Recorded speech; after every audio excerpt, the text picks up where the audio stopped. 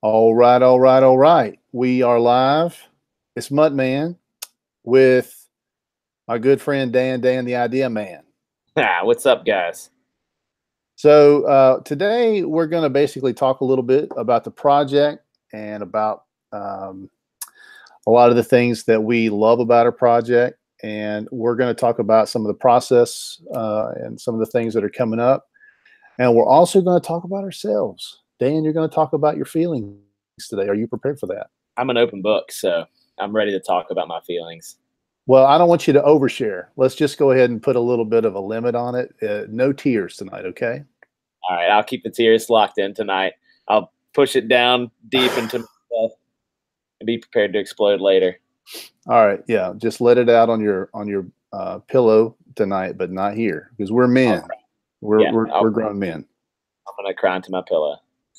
All right, so the first thing we want to talk about is our project. We're working on a comic book. We're first-time creators, and we have never done this before. We are longtime fans of comics, and we are a longtime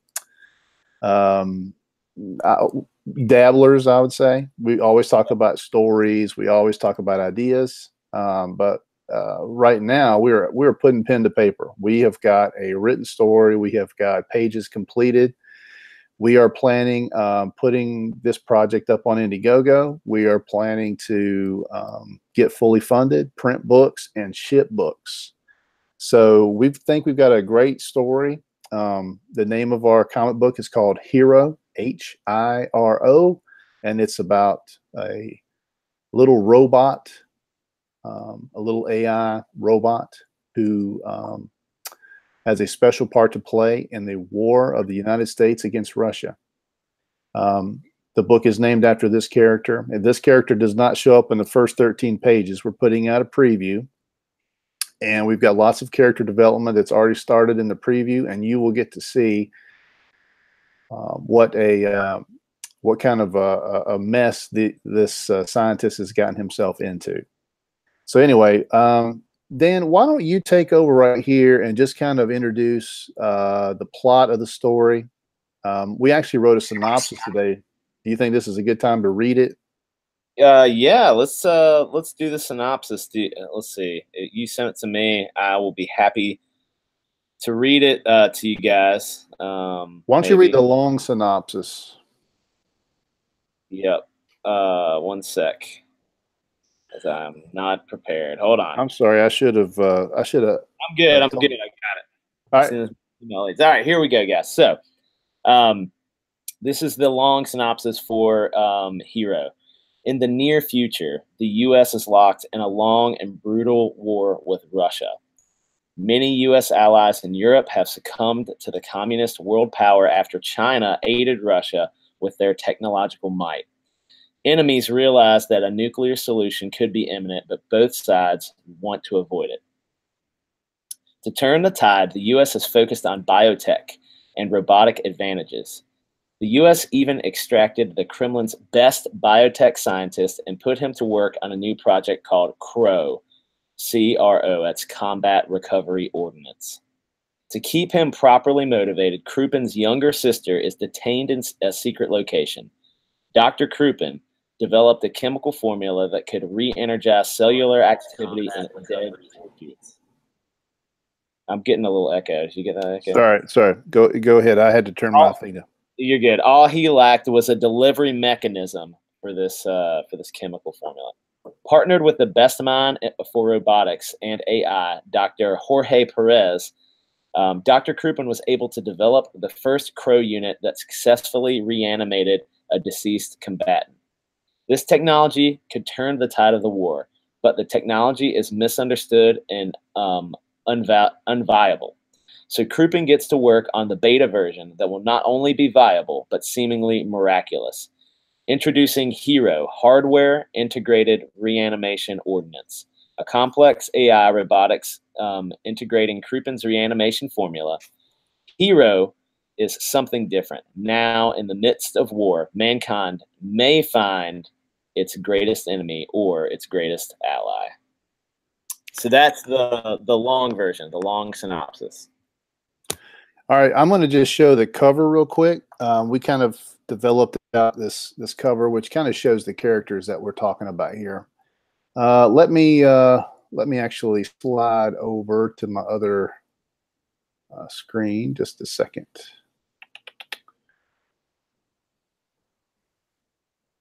So who's unprepared now? Hey, like we've been saying in these videos, we're a couple of noobs, man.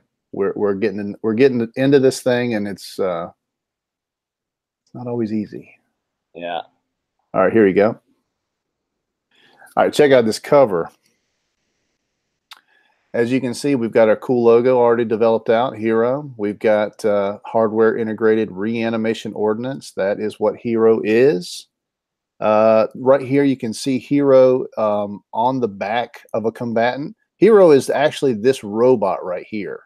He can crawl up and attach himself to a dead body and reanimate this body so that it comes back to life and has more potential destruction power. It's actually a superhuman machine at that point, because the stuff that Dr. Crouppen develops is called the Crouppen formula, and it's in here.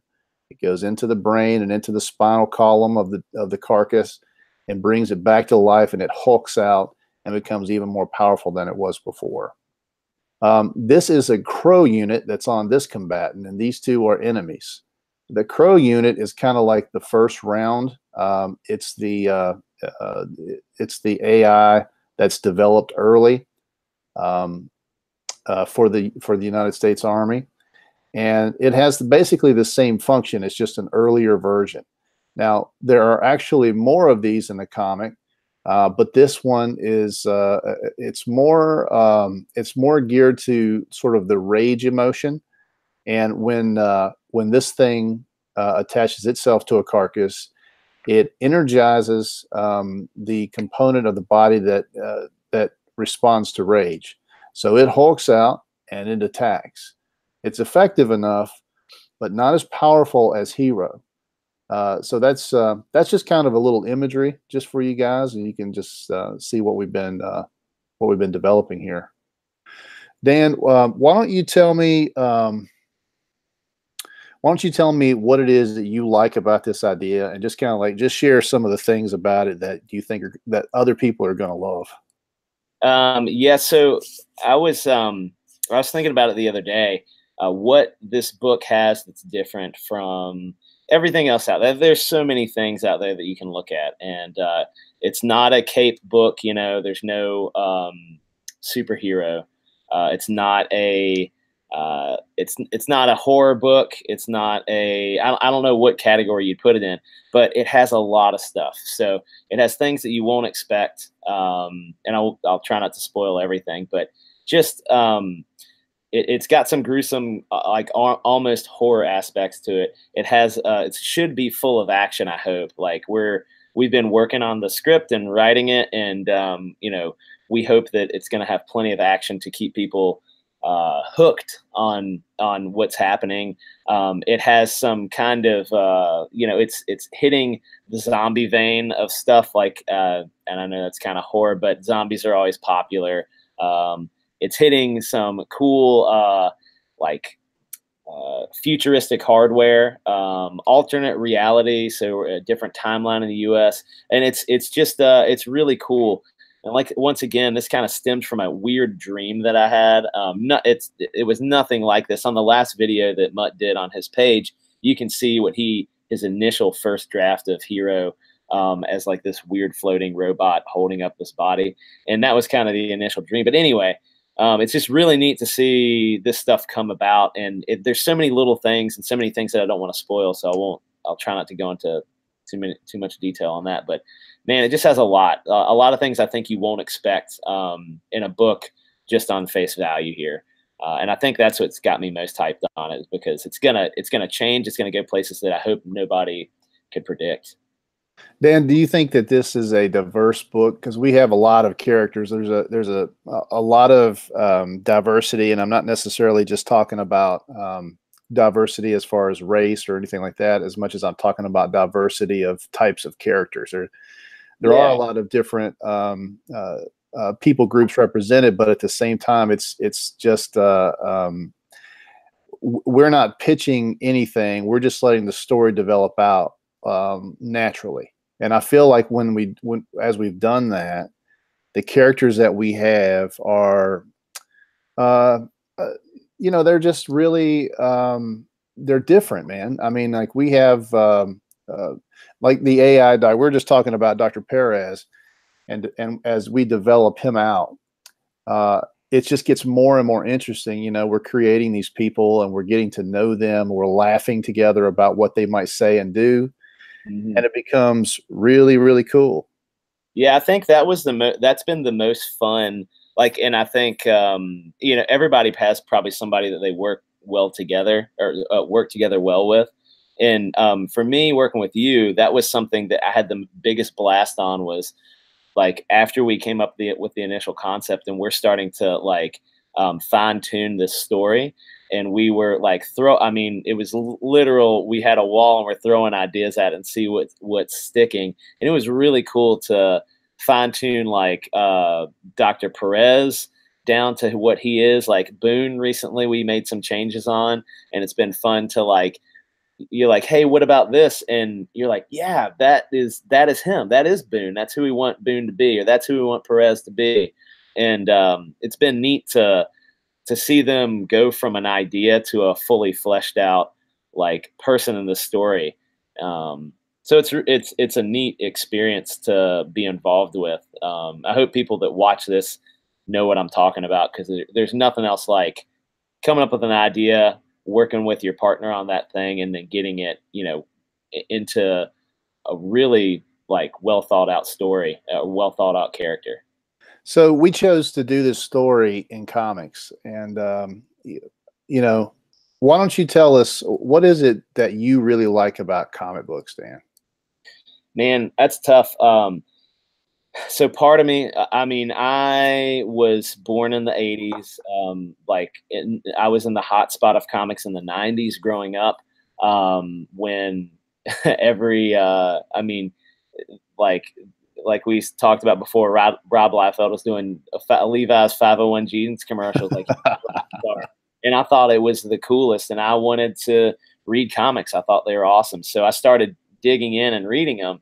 And the biggest thing for me now about comics that is that uh, my 10, 12-year-old self, every time I pick up a book, if it could be a new book, it could be digging in the dollar bins at a con, it could be shopping off the rack, buying a $4 book. It's crazy that books are $4 now, but you know it's nostalgia for me to pick that book up and read it and feel like a kid again. Like there's nothing like it. And then it's the stories, like the fun, the action, the like twists of comic books, like you know comic books, some you could be saving the world from one thing, like, and all of a sudden in the next book it's something totally different. They just throw you for a loop, and I love that about comic books. I love the escapism. You can get into a different world really quick, and it's just like good bang for your buck. Like you pick up a dollar bin book, you dig for, and then you can escape for 5 minutes reading that book, and it's awesome. I love that escape. I mean, to me, that's what it is all about. It's about escapism, and comics for me, that's what it's about. I mean, it's about getting out of the um, it's about getting out of the. I'm having technical difficulties. Hold on just a second. Oh, I got a connection issue on my on my drawing tablet. It's trying to mess me up, but it's all right. I'll just keep on going. Keep on talking, man. I'm just going to stop screen sharing because that's what the problem is. Yeah, it's, I mean, the the characters and everything is escaping into that character, into their world there's nothing like it out there. I mean, novels are one thing. I love reading some novels, but comics are something else because you have something to look at to get your brain stimulated on. Yeah, like for me, it was one, like I guess I was probably 10, 11 years old when that art form really got to me. I was all about cartoons as a kid. Animation was a big part of my experience. I loved everything from Bugs Bunny to Secret of Nim to Disney movies. Like those were all very important to me as a kid.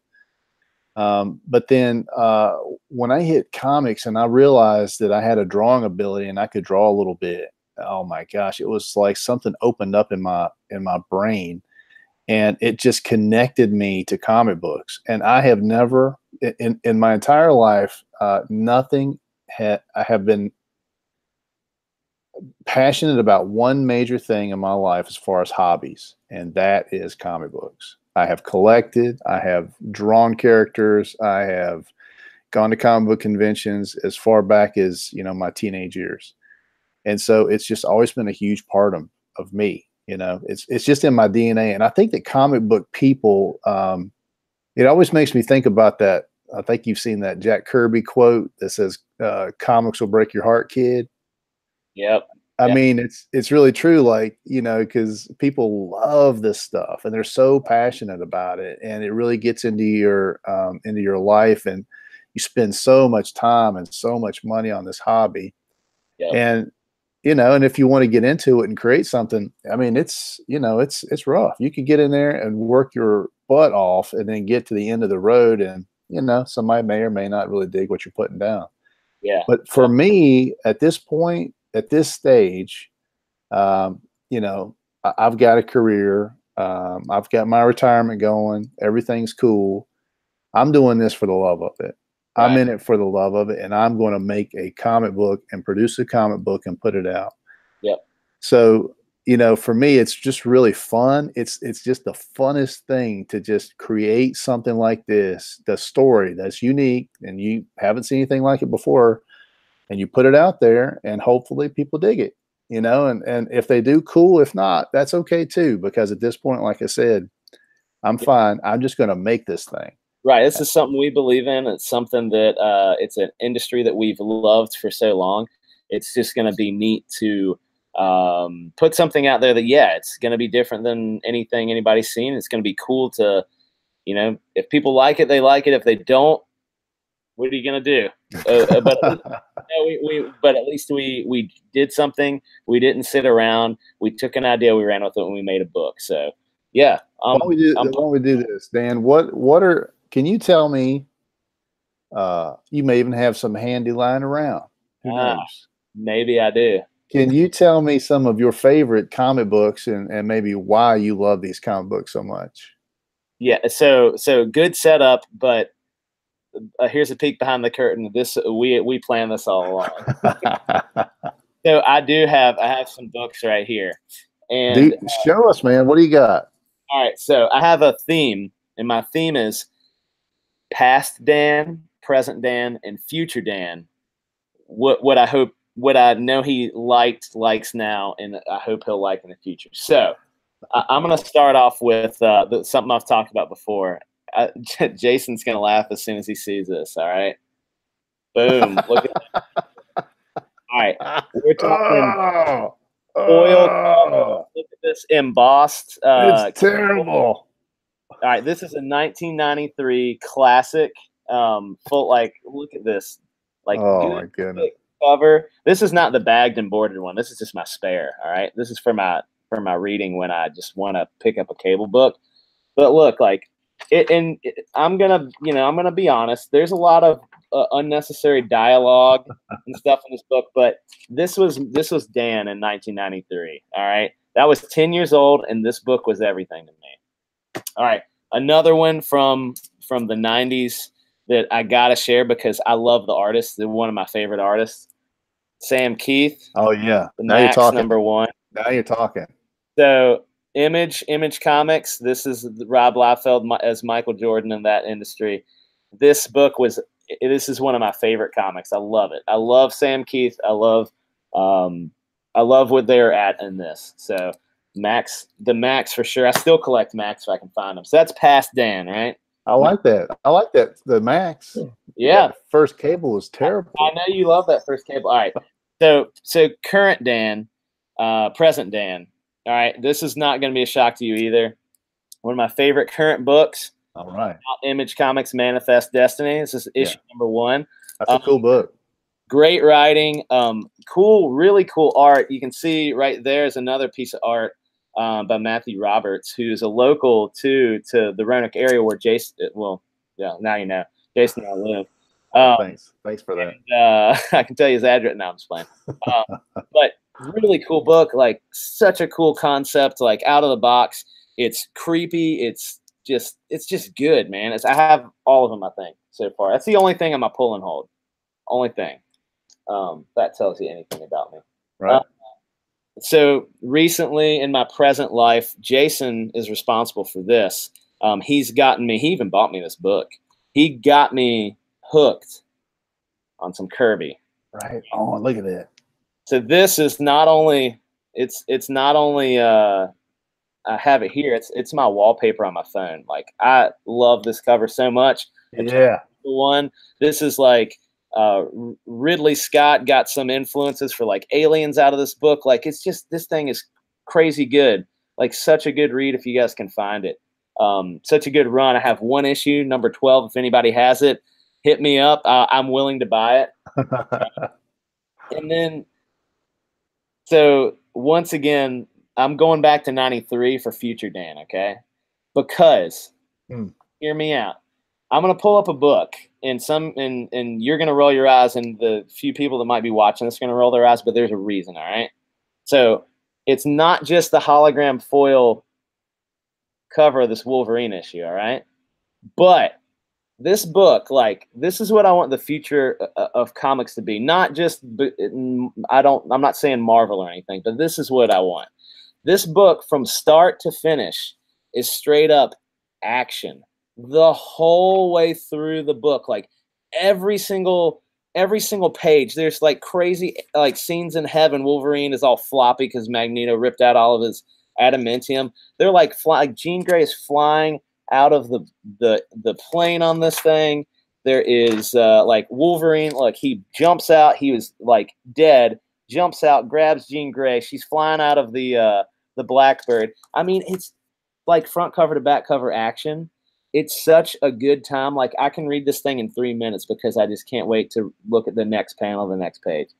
This is what I want future comics to be. I want it to be fun. I want to like be going through this thing because I'm so excited to see what's next. So that's me, past, present, and future Dan. And I like that. I like that. You really pulled that last one out. That's cool, man. The hologram showed up well on camera too. I mean, so that's cool.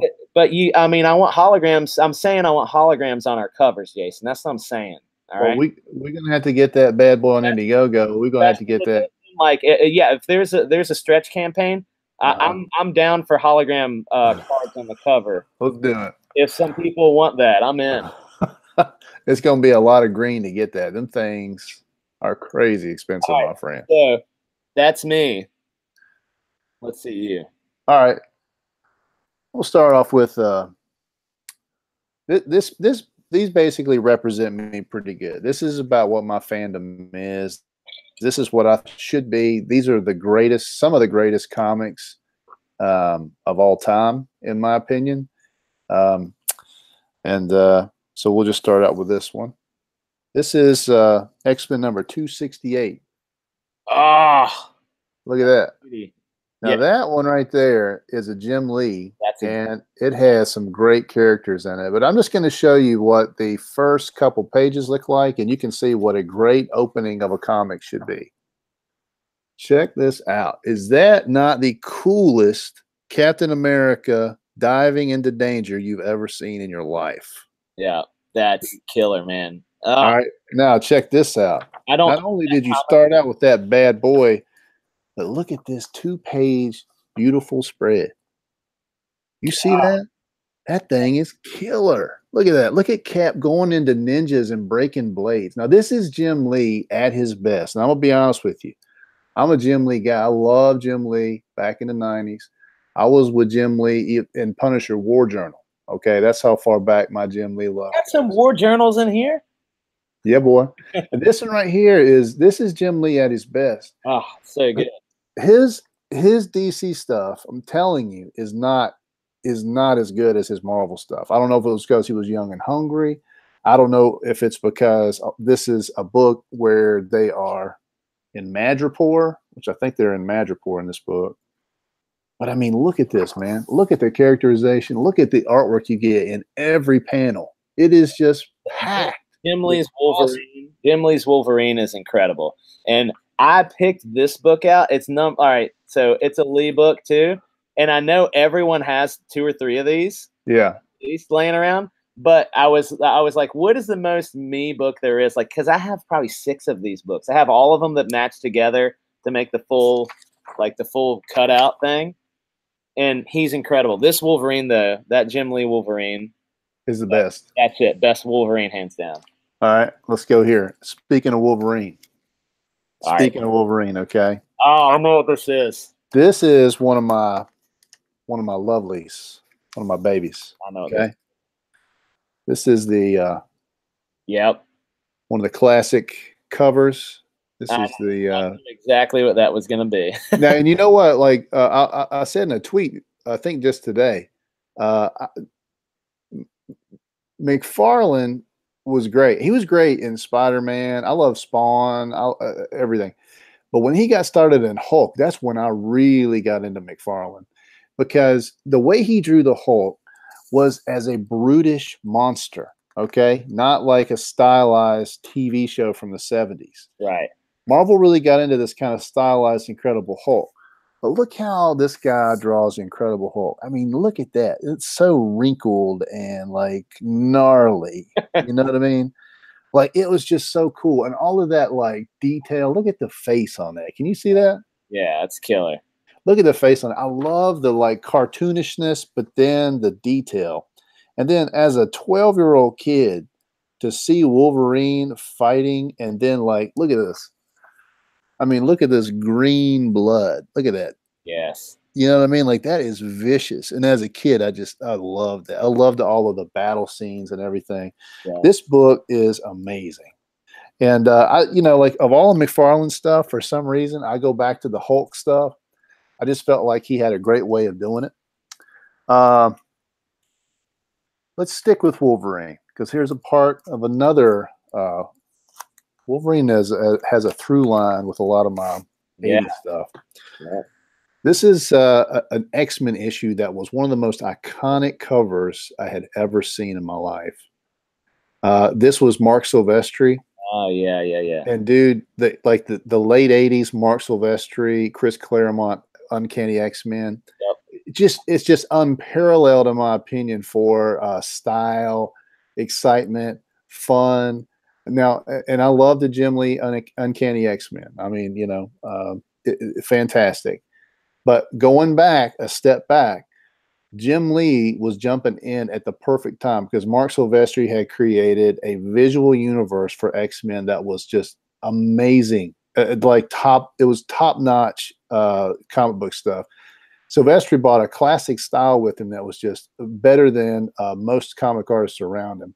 But I mean, look at the characterization in here. This is just, first of all, the cover is just unbelievable. And Silvestri's covers were some of the best ever. Colorist killed it on that one. I love the colors on that book. I want to show you like some of the characterizations in here of these Reavers. Like Chris Claremont came up with the Reavers, Mm-hmm. They were just so like, well, just look at some of these characterizations. I mean, man, come on, dude. Look at Storm. She is so cool. Yeah. You know what I mean? It's just great. I love that era. Just comics at that time. It was on a spinner rack. It was in my local drugstore. It was at the gas station before I went into high school. And I mean, it was just like finding gold, you know? All right. So also in the 80s, man, you got to give it up for some Walt Simonson Thor, brother. Got some Beta Ray Bill on there, dude. And look, I mean, Walt Simonson. Everybody talks about the Jack Kirby influence on that latest Thor movie, Ragnarok, but Walt Simonson came up with a lot of the things that were in that movie, and he didn't get near as much credit. And I love Kirby, but Simonson came up with a lot of stuff. Like check out Surtur right here. You know, that's Yeah. Simonson's design, right? These books were like just like you're talking about packed with action. That's all this was, just packed wall to wall with That's kind of tight illustration what and the future needs to action. be, man. That's what I'm talking about. Look at this. So good. Look at that. I love Walt Simonson's panels. He was so unique in the way he would do panels. I mean, it's simple, but he would frame them in a certain way. And they would do those flat colors behind it in the 80s. And on the newsprint, oh my gosh. It's just, I mean, just, oh, it still smells so good. I love that. All right, now we're getting into the deep stuff, okay? Deep cuts. Yeah, this is my heart. This is my heart right here, okay? My babies. Now, this is in terrible shape. This book is. I've got actually one that's in way better shape than this, but I saw this one, so I just grabbed it. Ooh. Look at that cover, man. Look at that, man. Come on. The color's really good on this screen. Oh, dude, this is a great cover that holds up. And it's not necessarily because of the print, because it is, you know, I mean, all this stuff is old and it's on old print. But the way that they dynamically design this cover, first of all, the Kirby illustration on this cover is just epic. Epic. This is how you sell a comic book right here. Marvel and DC. This is how you sell a comic book off a stand. If you see this, you're getting all the story you need in the cover. And this is stuff that happens in the book. It's not just something that you arbitrarily decide to put on a cover or an alternative cover. I like to know what's going to happen in the book I'm picking up. And this shows me. Look at that Sandman. He is so cool. Kirby always had different designs. Of course, Steve Ditko had a cool design for Sandman, but then Kirby was like, he made him cosmic. Look at that crazy. He's got a turtleneck on. All right, so then, you know, I mean, dude, look, it's just so amazing. Look at this. Look at this spread right here. This book's like falling apart, but look at that. The crackle is everywhere. I mean, first of all, I mean, you got to give it up, but this will never be done again so long as we both shall live. This is the Kirby, you know, this is the greatness. I've heard it said that like this is right in the wheelhouse, that issue number 61, right? That's right in the wheelhouse of Kirby's greatness. Because Fantastic Four, I mean, bar none, one of the greatest books ever as far as comic book series. You know, today it doesn't resonate. Even the Fantastic Four came back, it doesn't seem like it's resonating with a lot of fans. People don't get the Fantastic Four, and I think it's because Kirby had an understanding of family. Yeah, they're too family for people today. They're too family. You know what I mean? Right, right. It doesn't connect, and it's because like, but what's funny is the Incredibles do connect, but Fantastic Four does not connect. And that's what I don't understand, because I feel like the Fantastic Four is basically the same kind of vibe. I think what's hard about the Fantastic Four is Reed Richards is the smartest human on earth. Right. And it's hard to write the smartest human on earth. Yeah. Right. Yeah. So I don't know. I love the Fantastic Four. It's one of my favorite comics. And, you know, there's only been a few great runs, and Jack Kirby was definitely the godfather of that. All right. Speaking of Jack, King Kirby, this is probably my favorite comic book that I own, Daniel. Oh, look at that bad boy. What issue is that? 32. Yes, sir. This is actually my birth issue. Same year, same month, right? All right, cool. Yeah. So like that's one reason and I kind of picked it up right for that reason, like thinking, oh, that's cool. Let me check that out. This is a You locked up, man. You're locked up.